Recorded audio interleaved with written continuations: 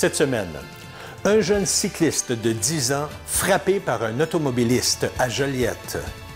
Un déversement de poussière noire de carbone également à Joliette. Et une perquisition contre le crime organisé a été menée à Saint-Côme et à Saint-Émilie-de-l'Énergie la semaine dernière. Bonjour, ici Danny Bérubé. Bienvenue à vos actualités régionales.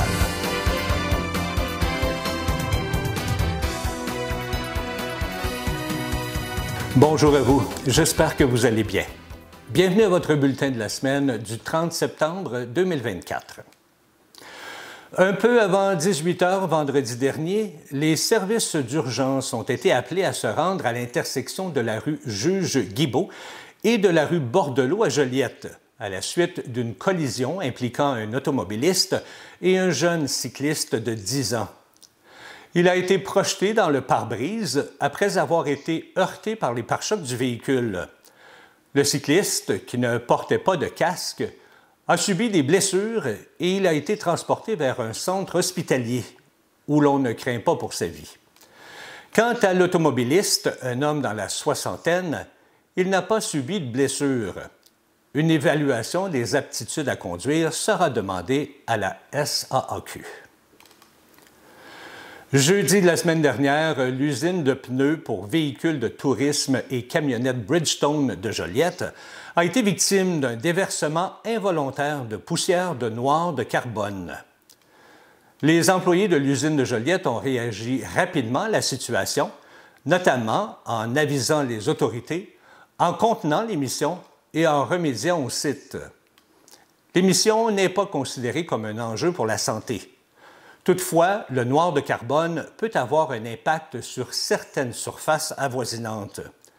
L'usine continue présentement d'évaluer l'impact global sur la zone environnante.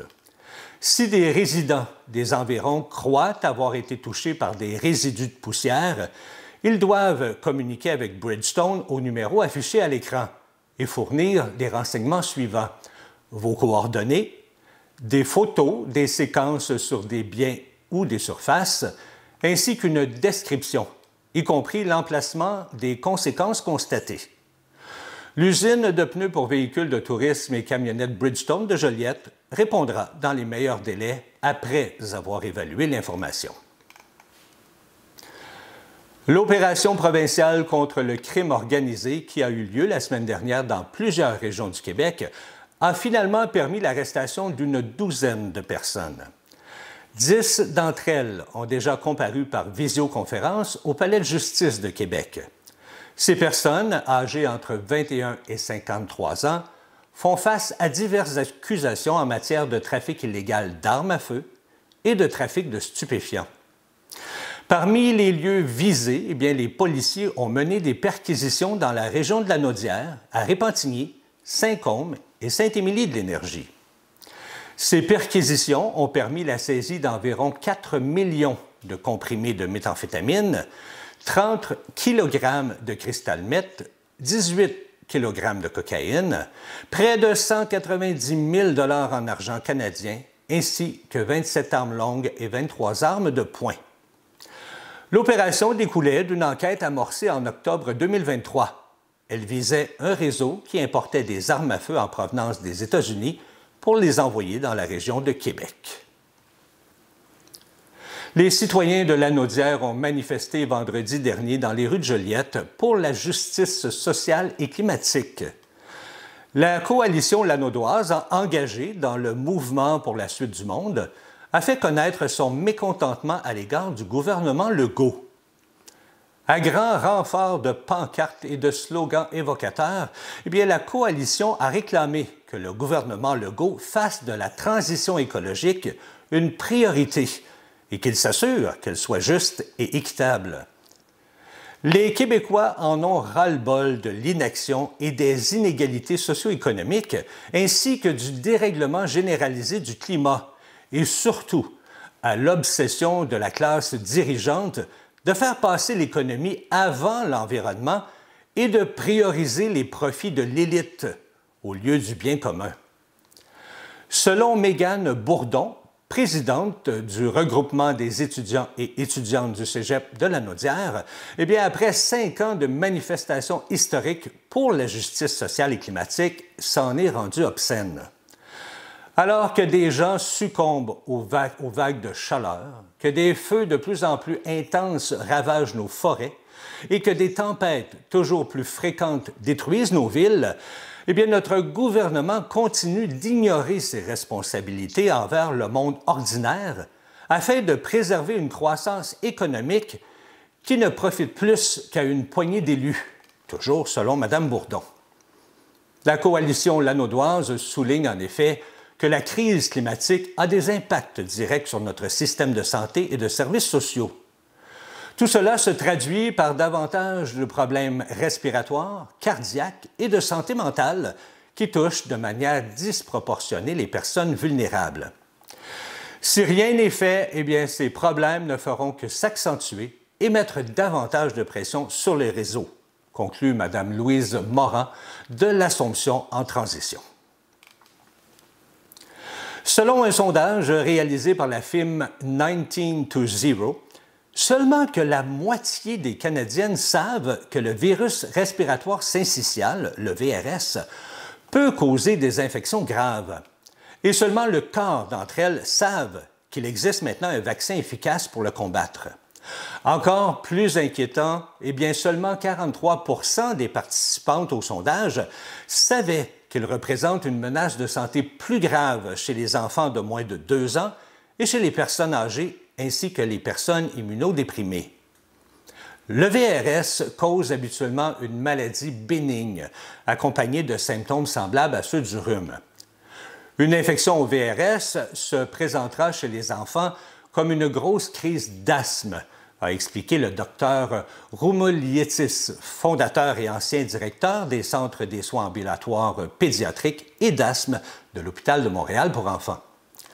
Les bronchioles, déjà minuscules chez le bébé, se retrouvent obstruées, ce qui rend la respiration très pénible. Comme il n'existe aucun traitement, eh bien, seuls des soins de soutien, comme un respirateur, peuvent être offerts à un bébé qui a de la misère à respirer. Toujours selon le docteur Roumoulietis, il est important de sensibiliser et d'informer les gens qu'il existe un vaccin maternel contre le VRS ainsi qu'un médicament pour les nouveau-nés. Et en plus que le Québec et l'Ontario viennent d'accepter d'offrir gratuitement le vaccin aux nouveau-nés. Le médecin termine en disant que des études réalisées en Europe et en Australie démontrent un taux de protection très élevé grâce à ce vaccin et que cela change vraiment la façon dont on pourra combattre ce virus.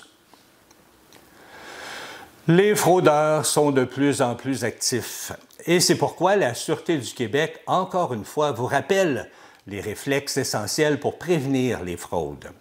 Premièrement, soyez vigilants lorsque vous recevez un appel d'un soi-disant conseiller, enquêteur ou représentant du gouvernement.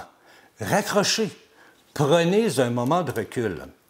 Retrouvez le numéro de téléphone officiel de l'organisme qui vous a contacté, appelez-le et vérifiez la validité de la demande qui vous a été adressée. Ne rappelez jamais un numéro de téléphone transmis par votre interlocuteur. Et surtout, ne supposez jamais que le numéro de téléphone sur votre afficheur est exact. Les fraudeurs utilisent maintenant des logiciels ou des applications pour tromper leurs victimes. On vous demande de remettre vos cartes et vos NIP dans une enveloppe. Bien, peu importe la raison, refusez. Et n'ayez pas peur de dire non et de raccrocher. Les fraudeurs peuvent hausser le ton, se montrer insistants ou recourir à de fausses menaces pour obtenir votre coopération. Gardez en tête qu'aucune institution financière ou organisme gouvernemental ne procède ainsi. Méfiez-vous aussi si vous recevez un appel ou un courriel d'un membre de votre famille qui a besoin d'aide, comme un petit-fils ou une nièce en situation de détresse et invoquant un besoin urgent d'argent. Méfiez-vous. Prenez encore un moment de recul. N'envoyez surtout pas d'argent. Et surtout, ne transmettez pas votre numéro de carte de crédit. Validez plutôt l'histoire qui vous est présentée et l'identité de la personne avec qui vous communiquez en appelant des parents, ou un autre membre de la famille ou encore des amis. Les fraudeurs peuvent également se faire passer pour un policier ou un avocat afin de rehausser la crédibilité de cette mise en scène. Alors, méfiez-vous. Et si vous croyez qu'on tente de vous frauder, communiquez avec la Sûreté du Québec au 310 41 41 ou encore étoile 41 41 sur votre cellulaire.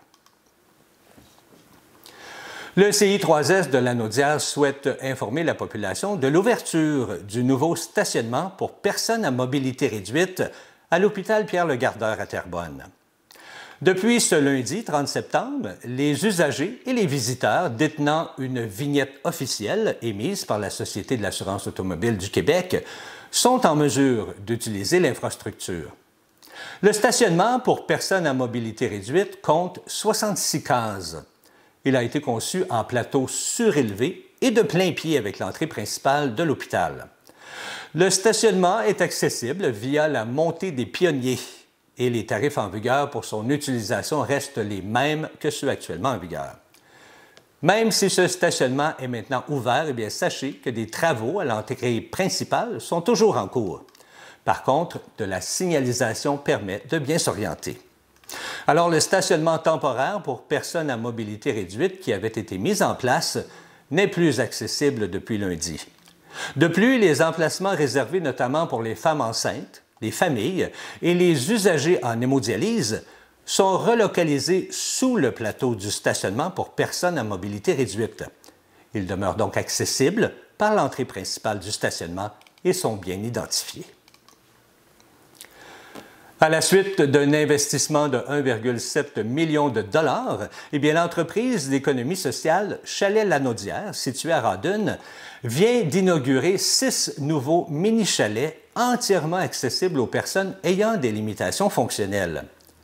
Il s'agit d'une étape importante du développement de Chalet-Lanaudière en tant que lieu historique, ou je devrais dire lieu touristique. Il faut savoir que plus de 21 % de la population du Québec vit avec des limitations fonctionnelles.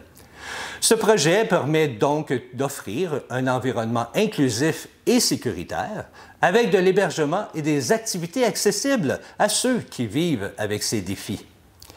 Ces mini-chalets sont disponibles à la location depuis juillet et peuvent accueillir de 4 à 6 visiteurs.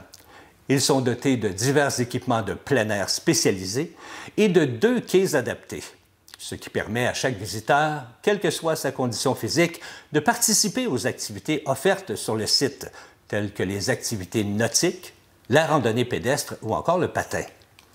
Selon M. Jean-Michel Perron, vice-président du conseil d'administration de Chalet-Lanaudière, l'entreprise a aussi été créée pour soutenir la mission du camp mariste. Ainsi, les fonds amassés par l'entreprise d'économie sociale permettent à des familles défavorisées de pouvoir vivre des séjours en camp de vacances. Sachez que les mini-chalets, tout comme les activités de plein air, sont disponibles été comme hiver. Après plus de 4 ans d'attente, eh bien, c'était le retour du salon 50+ de Lanaudière qui s'est tenu vendredi et samedi dernier aux Galeries Joliette. Plus d'une soixantaine d'exposants ont présenté leurs produits et services destinés aux 50 ans et plus. Que ce soit au sujet de la finance, de la santé, des loisirs, de l'alimentation ou de l'habitation, eh bien, les visiteurs ont pu faire de merveilleuses découvertes.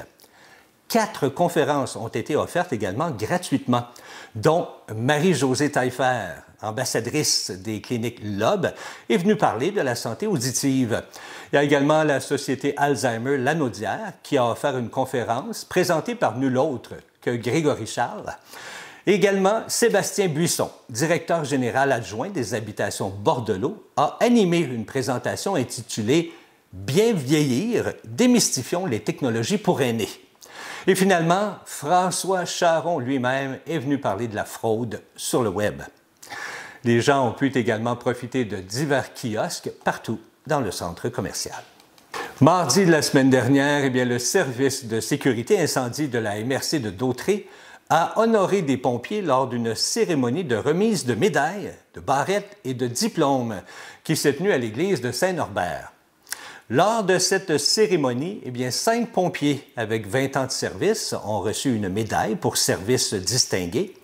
4 avec 30 ans de service ont reçu une première barrette et 2 retraités avec 40 ans de service ont été conviés pour recevoir leur deuxième barrette.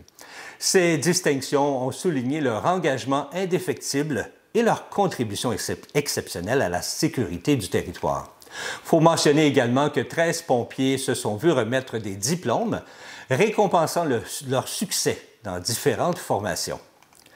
Cette soirée a été l'occasion de reconnaître le dévouement et la bravoure des pompières et pompiers qui contribuent jour après jour à la sécurité des citoyens de la MRC de Dautré. Mesdames Josée Massicotte et Manon Lafrance ont fait don à la Fiducie de conservation des écosystèmes de la Naudière, la Ficelle, d'une propriété de 9,8 hectares à Saint-Côme, qui portera désormais le nom de Forêt de Jeanne. À proximité du parc régional de la Chute-à-Bulles, cette propriété, désormais protégée à perpétuité, contribuera à conserver une partie du couvert naturel du secteur, qui sert d'habitat de qualité pour une centaine d'espèces, dont certaines en situation précaire. Madame Massicotte et Madame Lafrance se disent heureuses de contribuer à la conservation de la forêt de Jeanne et espèrent que leur geste inspirera d'autres personnes à participer à la conservation des forêts.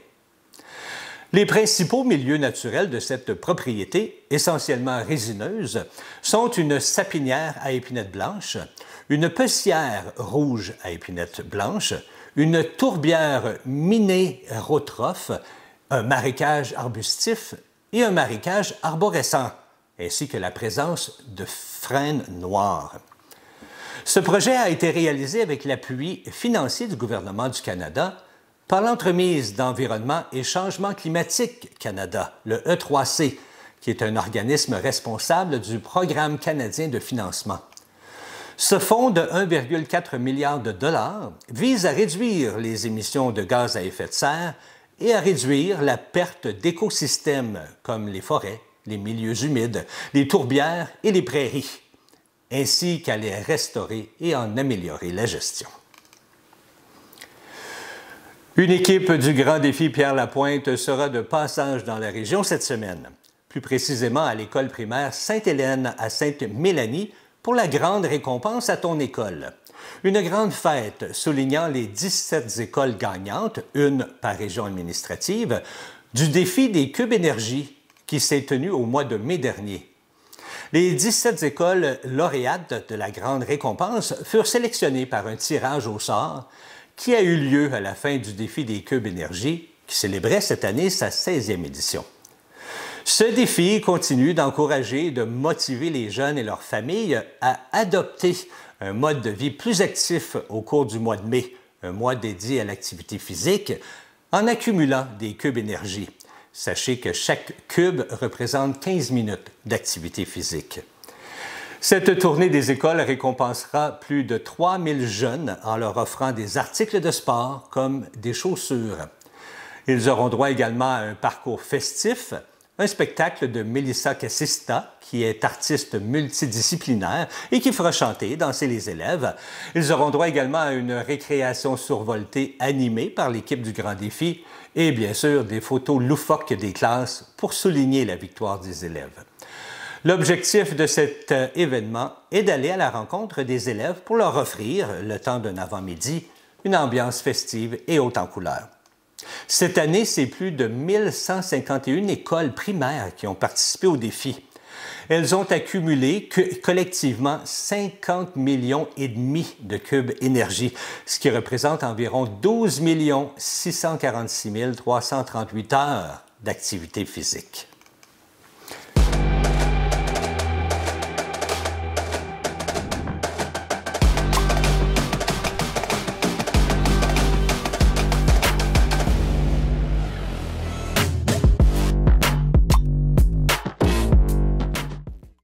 Ce dimanche dernier à 15h à l'Arena Family Prix de Saint-Gabriel avait lieu la première partie de la saison à la maison pour nos Loups. Et quelle belle partie! Les Loups ont remporté le match 5-2 contre les Monkeys de Saint-Léonard. Après la première période, le pointage était de 2-2, mais les Loups ont pris le contrôle de la partie avec 2 autres buts en deuxième période et un dernier but en troisième période, ce qui a amené le pointage à 5-2 pour les Loups. La prochaine partie des Loups aura lieu le dimanche 6 octobre à 15 h à l'Arena Family Prix et ils joueront contre les Coureurs des Bois de Cowansville. Voilà, c'est ce qui complète vos actualités régionales. Si vous avez été témoin de nouvelles, alors faites-nous le savoir en nous écrivant ici à CTB TV. Cette semaine, ne manquez pas le reportage sur la journée du Salon des aînés Brandon, qui s'est tenu au Centre sportif et culturel de Brandon le 24 septembre dernier. C'est mon collègue Jean-Yves qui a fait le tour du salon pour s'entretenir avec les représentants des différents kiosques. C'était Danny Bérubé pour vos actualités régionales. Je vous souhaite une agréable fin de journée.